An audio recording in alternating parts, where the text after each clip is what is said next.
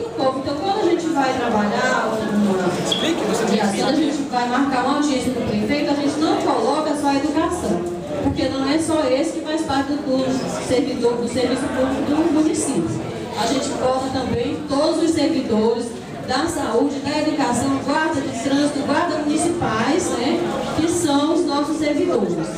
E assim, a gente tem tido uma luta muito grande para chegar até o prefeito e até a secretária de saúde, doutora Marilara, que vem assim há vários períodos, várias reuniões que a gente marca, não nos recebe, né? A gente precisa protocolar um documento e aí ela não nos recebe, marca com a gente, não recebe, quando recebe, fica sempre protocolando, não há outra data, a gente vai conversar, a gente vai negociar. E a gente, sindicato do servidor público, está aqui para apoiar todos os trabalhadores que estejam precisando do sindicato, ok? E assim, aqui tem a companheira Vitorina, né, que ela vai dar uma palavra, vai se apresentar, que ela agora foi empossada há pouco tempo, né, de uma função que ela vai ver, ela